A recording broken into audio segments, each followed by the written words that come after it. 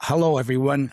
Welcome to another edition of Running Against the Wind with Sal Albanese. We have a great guest today to talk about a case that has really captured uh, the news for years. The Gilgo murder case, the serial murder case, probably captured the attention of people in New York State and probably the country and maybe the world.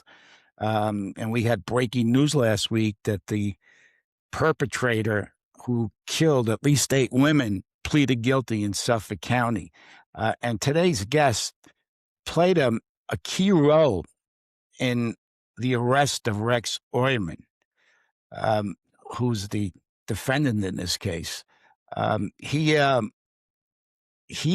is well renowned in New York City. He rose to chief of detectives in the city of New York, and then was appointed commissioner in Suffolk County while this case was still lingering.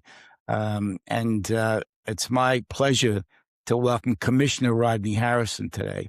And I'd like to start, Commissioner, by asking you, um, when did you start your career in the New York City Police Department, and how did you rise to the level of chief of detectives? Yeah, I had a little bit of an interesting journey. I started my career in law enforcement, not wanting to go into law enforcement. My father kind of gave me like an ultimatum because I was dropping the ball in school, and he suggested that I try this cadet corps program out because he wasn't going to pay for my schooling anymore. So I went into the cadet corps in 1991. I was a cadet in the 111 precinct. And after a year of the cadet corps, I went into the police academy in 1990, June 30th of 1992 for my fellow graduates. We went in on midnight over at Brooklyn Tech that day, and it was a very, very interesting time and the start of a very long journey for me. And well, as a former member of the Public Safety Committee of the City Council, I spent 15 years there, and I followed the department closely. I was aware of you, and I also knew, even after I left government following it, that you were well liked in all the communities you served, and the rank and file liked you as well, which is an amazing accomplishment because, cops can be critical, as you know, of bosses. And I haven't heard anyone say anything negative about you on that job, in the New York City Police Department. And you served on Staten Island as well, right? Were you the commander on Staten Island at one point? I was the executive officer under Ed Delatorre during my time frame in Staten Island, which was a really great experience. That borough was really struggling after the Eric Garner incident, and my partnership with Ed and a lot of the uh, community members on the North Shore, we were able to try to calm the tensions down and try to get things back on track regarding building and strengthening relationships between the community and the North Shore and the police department out there. Yeah, I remember that well, and you did a great job there. Who appointed you chief of detectives? Was it Bratton, or who was the commissioner when you became chief of detectives? It was Dermot Shea who actually offered me the position, and it's funny that you bring that up. I was actually in the process of going through the interviews for police commissioner of Philadelphia. Wow. And yeah, and I was, I got called back for a second interview. I'm not sitting here and saying I definitely would have gotten it, but I at the time frame I was a chief of patrol, and I always had ambitions on either being the chief of OCCB, which was of course dissolved earlier, 10 years ago, maybe even 15 years ago, and I always wanted to be in charge of investigations, and being the chief of detectives was definitely a milestone. What at the time I felt as a milestone, saying you're the chief of detectives of the NYPD. I probably not too many other titles or position in law enforcement on this planet that can compare to that type of position. And he gave me an opportunity. He actually asked me. He goes, "Hey, listen, do you want to continue to be the chief of patrol and oversee 17,000 people, or do you want to be chief of detectives?" and oversee 5,000 members of service. And I said, well, listen, I'll do what's best for the department, but if I could be given an opportunity to be the chief of detectives, I would love that opportunity. And one thing led to another, and he swore me in, and we were off to the races. Yeah, that's great. Now, were you a detective uh, on the job before you got promoted? Yeah, so I was a detective back in 1995. I was undercover for a year, and me and my partner were in a shootout in Bed-Stuy, Brooklyn. And after the shooting, they felt that there was a high level of heroism on both myself and my partner, and they promoted us to detective in 1995. After that, I became a narco ranger, and I was an investigator in Brooklyn North Narcotics. I then became a detective in a 7-1 squad, and I was there in the 7-1 squad for 3 years. I also was a sergeant of detectives in the 7-3. I was a 7-3 Ram CO and the first whip in the 7-3 squad under great leadership like Lieutenant Eddie Lott. It's interesting because that background was so appropriate for solving this Gilgo case, the Gilgo Beach murders, right? Yeah, because a lot of commissioners don't have that background. They don't. They're not the. They worked on the job, but they were never detectives and what have you. So, uh, when did you get appointed to Suffolk County's department as commissioner?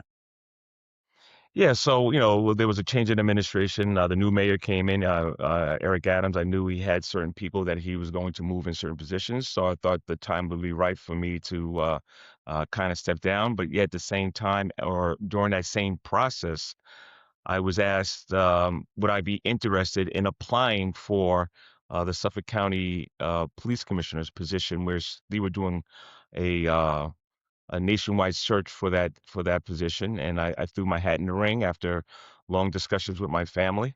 One thing led to another. I applied. I was interviewed. I was eventually nominated by the county executive Steve Malone and confirmed by the legislators out there. And Yes. at the end of December, I think it was December 28th or 29th, I was sworn in as the police commissioner. Wow, that's amazing because that Suffolk County's had quite a history of, based on my reading, and being appointed there was certainly definitely helped that agency. Let's put it that way. When you got there, um, why did you focus on the Gilgo Beach case, and how long was that case lingering? Yeah, so the first bodies were discovered in December of 2010. A few other bodies were discovered in April of 2011. And I got to make sure that credit is given to where it belongs. And Steve Ballone, who was the county executive, really two things. I think he actually nominated me because of my investigative experience in the NYPD, but yet at the same time, he also emphasize the importance of making taking a closer look at this case, rejuvenating it, and seeing what we could do to try to get somebody a person of interest. And a lot of people want to try to go back and say that there were a lot of mistakes by the Suffolk County investigators prior to me getting there. People don't realize there was a lot of great work that was done that allowed this investigation to get to the red zone. I just happened to be in a great place to get into the end zone based upon the teamwork and leadership of a lot of people I was able to put around me. Well, the reports that I read, and I'm not quoting you, I'm quoting the New York Times, that the case lingered for 13 years despite many leads because of, they said, politics, corruption, and incompetence. And you're right. And even in that article I read, uh, y- you there were a lot of good work. There's a lot of good work done by detectives. There were a lot of leads, but certainly they could not put it together. I mean, this guy was out there, for, well, I think was it the first murder in the 1990s that this guy committed? Yeah, 1990. 1993. Yeah, it's amazing. And so Malone wanted you to focus on his case. You would have focused on it anyway, in my view. By the way, Eric Adams made a mistake not appointing you as New York City Police Commissioner. Oh. So and uh, let's not go there. But that was a silly move on my part. But the so what Balone wanted you to do this, and of course, uh, you put together a task force, right? The reports I read is that you immediately asked for a task force, right? Why? So a couple things here, and the first things that when I looked into this case, I was asking around about it. What's going on? Where do we stand? I was getting a lot of clueless faces, and people were unable to update me regarding the status of the case. Where do we stand? Do we have any people of interest? Between that and a combination of the rumors that were going on, the perception of the Suffolk County Police Department, that the former chief of the department, Jimmy Burke, was involved, and a host of other uh, individuals that might have been partaking in this case might have stalled the investigative steps. Come to find out, that wasn't necessarily the case, but that's what was initially brought to my attention. So, Yeah, one of the things that we do in the NYPD is we always make sure that we have all of our law enforcement partners involved. I didn't create that type of standard. That's always something that the NYPD has always done, working with whatever law enforcement partners, bringing them into a room and try to figure out uh, what's the best way to go about a certain investigation. So, I went out there, I inquired, well, what other law enforcement agencies are we working with? And I didn't get the right answers, and I thought it'd be somewhat important if I'm going to look to rejuvenate this case to make sure we get everybody that has a touch into law enforcement on board and seeing what they could bring to the table to maybe get this case rolling in the right direction. who would who were the members of the task force? Besides Suffolk, Nassau. Yeah, so the main people were assigned to the task force were the investigators from the Suffolk County Homicide Unit. I reached out to the FBI, who initially told me that they would not work with us because they were somewhat excluded and not given access to the investigation during their time frame in the early parts of the investigation. But I was able to pretty much begged them to come and join us, and I reassured them that they won't have that issue anymore.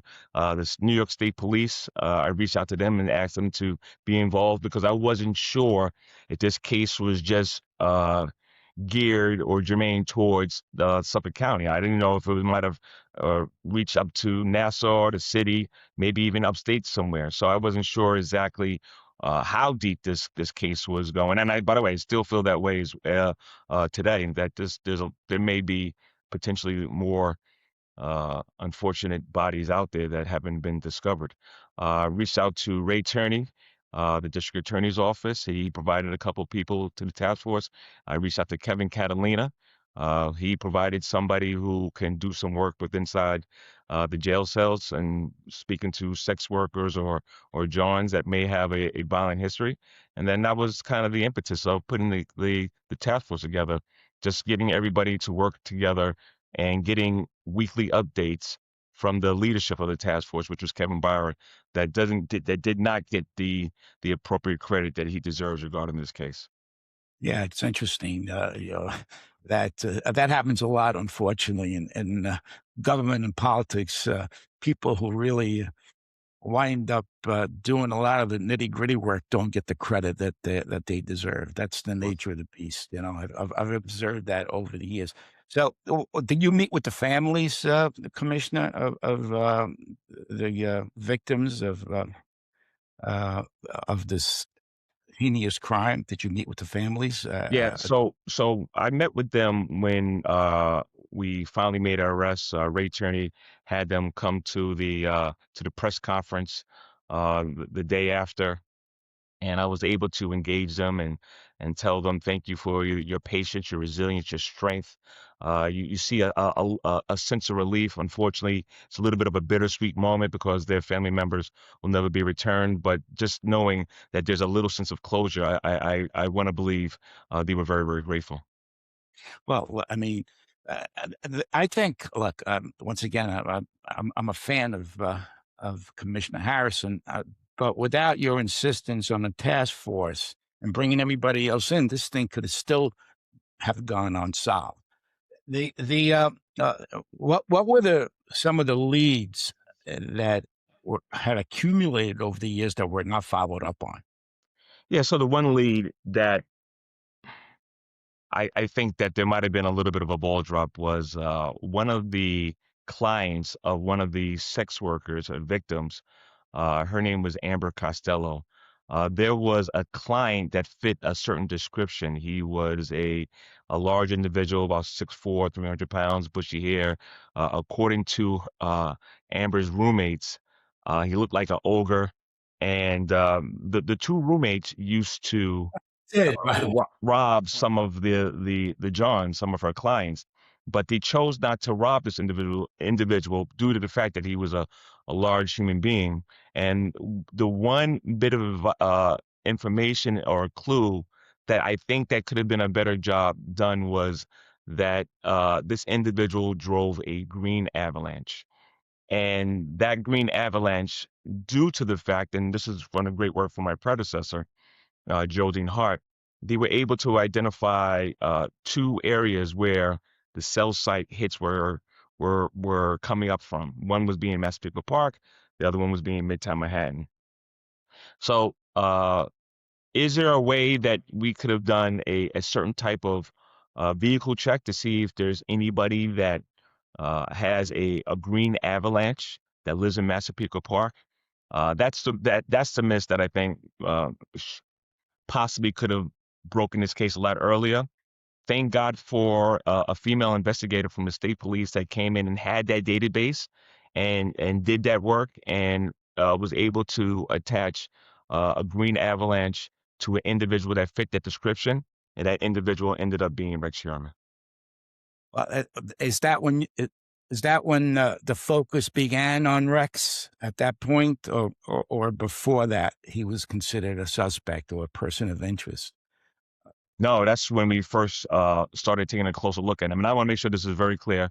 Uh, Once we got that information about Rex Sherman, it does not mean or did not put us in a place that, hey, we have probable cause to arrest him. But I was still trying to do other things to take a closer look at other investigative steps that we needed to do. I was trying to be a lot more transparent in the investigation. I wanted to raise the reward money to see if anybody would be willing to come forward. I mean, I was going to all types of tricks in my investigative bag to see what we could do to try to get somebody to come forward. But one thing led to another. We started looking a little bit closer into Rex Sherman and seeing some of the disgusting things that he was a part of, and the type of life that he led, which kind of started giving us a stronger look at, hey, this is possibly our individual. He had 97 gun permits. I read it was, but he actually he strangled the women. He didn't shoot them, but he had all these guns in the house. And when did you start following him, Commissioner? When did the whole pizza thing? How did that develop? Yeah. And by the way, let's make sure this is very clear. Unfortunately, fortunately or unfortunately, there are a lot of people that have guns out there. They have, tons of guns. They're hunters. They're gun collectors. It doesn't make them a serial killer. So Right. we can't sit here and say, oh yeah, he's got 97 guns. This is our person. There are people out there that are gun collectors that live an appropriate lifestyle. But I will say this. We started off putting a camera in front of his house, and maybe that was maybe about 3 to 4 months after we did some subpoenas on his internet searches and his credit card use, and taking a look at his phones and things of that nature. And after the cameras, then we slowly and gradually started doing a light surveillance, because the one thing we didn't want to do is what's called raise him up and have him feeling as though the cops or the investigators are onto him. And then once that happens, anything could go wrong. So we did a kind of like a light surveillance.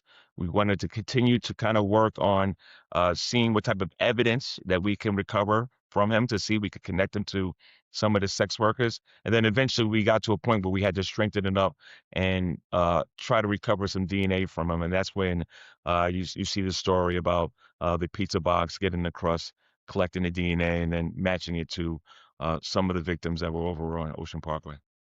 So you had I assume you had very good detectives following him around. I mean, and when did they discover the pizza? When they were following him, they saw that he dumped the pizza in a garbage can or a Yeah, pizza. yeah, no, they were following him in Manhattan. They're keeping an eye on him. This was at the point where we wanted to collect DNA from him, abandonment, and see how we can uh, attach it or match it up to the DNA hair follicles that were recovered from some of the victims. So Nice. it was a good strategy. It was strategic. The FBI was involved as well as some of the members from the homicide unit, Suffolk County homicide unit, and that partnership and how they worked together they were able to catch him at the right time, dropping down the pizza box, collecting it, bringing it back, and vouchering it, and then sending it off to the lab in Pennsylvania and seeing if there was a match. Amazing. It was some amazing police work. I mean, you did come from New York City. You were chief of detectives. There's no better, I guess, uh, investigative agency, New York City. So all the technical skills that you learned and focused on when you were chief of detectives definitely helped. And Suffolk County is a big department, but it's not New York City, right? And it doesn't have the same Well, level. let's make sure we clear this up. A lot of the work that was done regarding investigative steps um, Right. was done by the members of the task force under Kevin Barr's leadership, saying, "Hey, this what we're going to do next. This is what we're going to do." There were times where I said, "Well, we shouldn't do this, or maybe we should go forward with something else, depending on where the status of the case was." But a lot of the work, collecting DNA, collecting his trash, and seeing if any of the trash that was left on the sidewalk can be collected and match some of that DNA, which was collected, but it ended up coming back to his daughter and his wife. But a lot of the strategy was created by the members of the task force sharing their information with myself, leadership from the district attorney's office, either Alan Bodie or Ray Tierney, sharing it with people from the sheriff's office. Kevin Catalina was always in the room.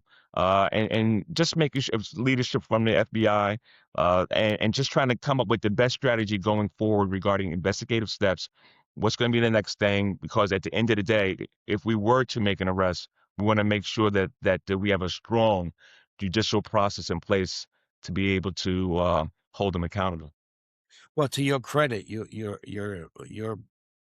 are mentioning some key players here, like Kevin. I've never heard Kevin's name, right? And he played a major role, heading that task force. I mean, it had to be a team effort, but I also think that, and this is my view, that good leadership brings people together. Mhm. And that's important. I mean, you could have the greatest detectives and get the FBI involved, but if people are not working together, you're not going to come, in my view, to a successful conclusion. So I think that's important, and you're obviously easy to work with, and you must have had the respect of all of the players.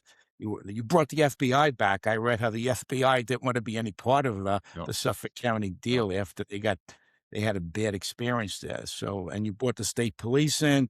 All of that played a role. And I didn't realize that a woman from the state police actually, made the discovery about the avalanche. That played a key role, but, unfortunately, if this thing was solved earlier, some of the women may have been alive, because this thing went on for many, many years, and this guy was in Massapequa, an architect, which is really, something that's he didn't fit the profile of a serial killer, right? He'd be in the city, you're consulting on stuff. He does look a little weird, I have to say that. But, he wouldn't be somebody who would be a prime suspect. And also the burlap, that bodies were found in, right? That played a role as well, right? Because he was a hunter, right? And the burlap he was wrapping the bodies in, played a was a good lead as well.